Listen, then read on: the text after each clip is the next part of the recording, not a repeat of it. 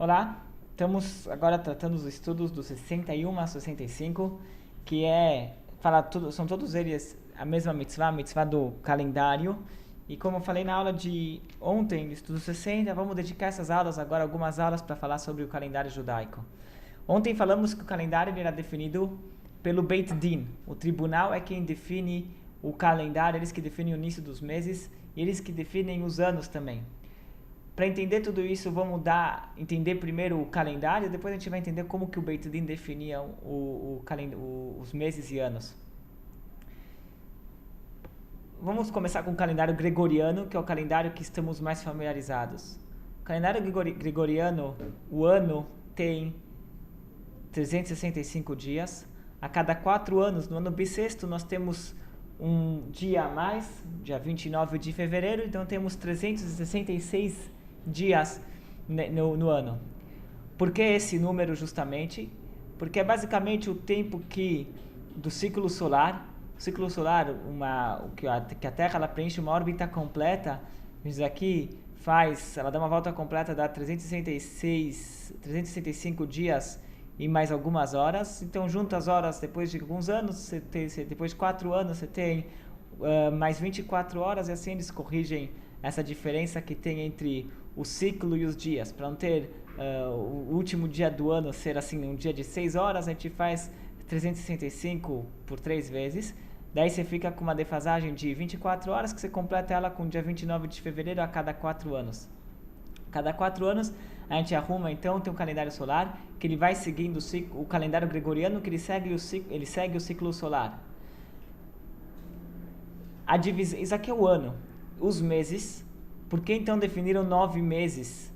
Por que definiram então 12 meses no calendário? Pega 365, podiam fazer um calendário com 10 meses, ou fazer o calendário com algum outro número de meses. Por que 12? Então a explicação é a seguinte: eles tomaram uma convenção. Quantos ciclos lunares temos aproximadamente nesse período de um ano, de 365 dias? Temos 12 ciclos e um pouquinho mais, sobra um pouco mais.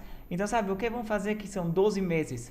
Pega 365, divide por 12, e aí você tem meses, alguns com 30 dias, alguns com 31 dias, e você tem meses com 28 dias, o mês de fevereiro que tem 28 dias. Então é basicamente assim que funciona o calendário solar. A divisão dos meses é uma convenção que não segue nenhum padrão astronômico, não está seguindo nenhum astro, a Lua é o mais próximo, mas não exato, porque o ciclo lunar ele leva em torno de 29 dias e meio, e os meses no calendário gregoriano eles têm 30 ou 31 dias, que não tem nada a ver com os 29 dias e meio.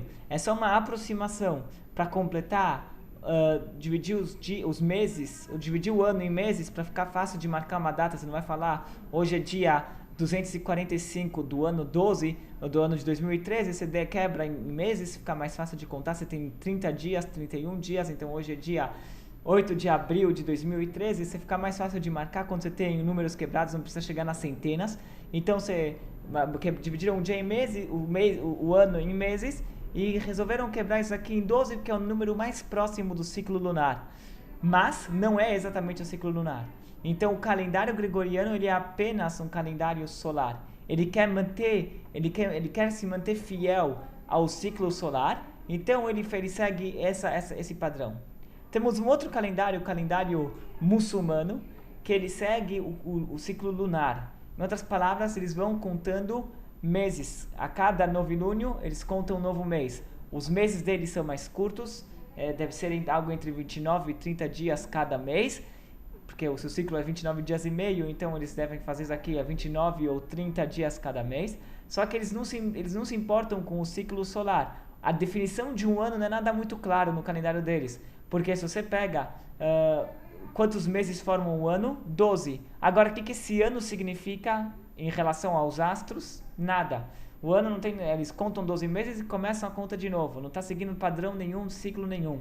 Ao ponto que o Ramadã, que é um mês sagrado pela religião islâmica, esse Ramadã ele pode cair no verão, no inverno, porque como ele não está seguindo nenhum ciclo, ele pode cair em qualquer estação do ano. As estações são definidas no ciclo solar, e aqui O Ramadã, ele estava seguindo apenas um ciclo lunar, então ele vai cair em qualquer estação do ano.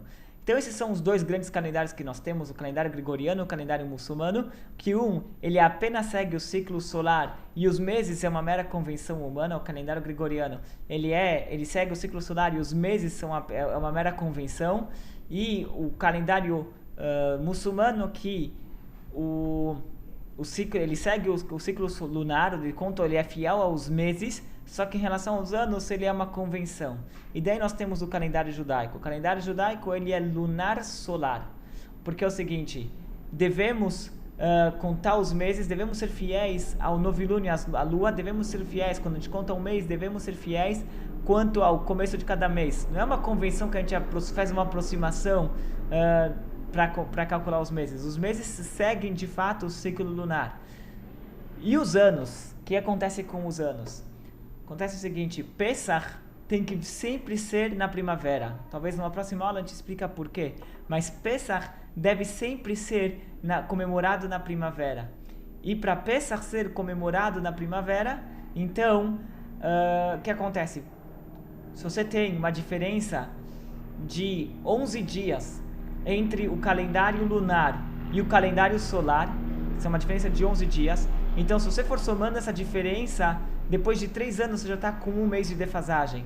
Porque presta atenção o seguinte: se dia 1 do mês 1, do ano 1, do calendário gregoriano, com dia 1 do mês 1, do ano 1 do calendário judaico coincidem, daí você vai assim, você conta 365 dias, você completou o calendário, um ano gregoriano.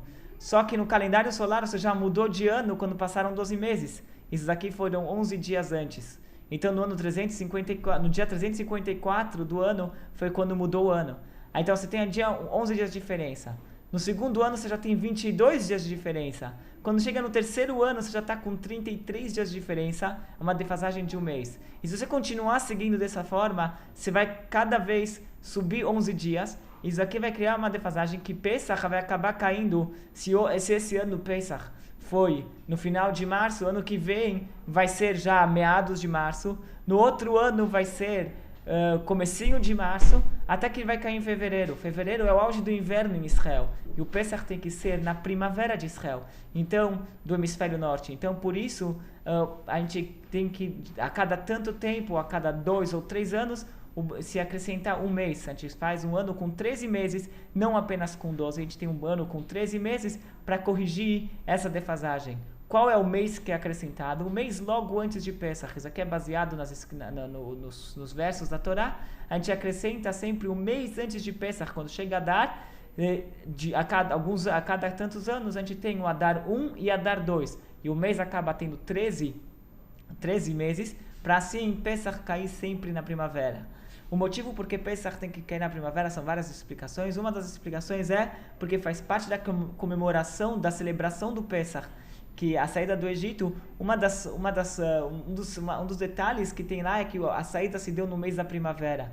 Quando eles deixaram o Egito, era um mês gostoso para se sair, para ir para o deserto. Não era um mês que era auge do calor, tampouco era um mês que era o auge do inverno. Era um mês quando as pessoas se sentem tranquilas e saírem. Isso aqui era um mês propício para a saída do Egito, e por isso que a gente também, o Pesach tem que ser celebrado nessa estação da primavera. Depois tem outros assuntos relacionados, que tinha um sacrifício que era feito no templo, que era feito logo no segundo dia de Pesach, que já estava relacionado com o Shavuot também, que a partir de então eles contavam os dias até Shavuot, e esse sacrifício ele era feito com farinha de cevada, e a cevada ela tinha que estar quando chama madura, no começo do seu amadurecimento, para poderem fazer esse sacrifício. Isso aqui dependia da estação do ano, que era justamente no começo da primavera. Então por isso o Pesach tem que cair sempre na estação da primavera, e por isso a gente a cada tanto acrescenta um mês.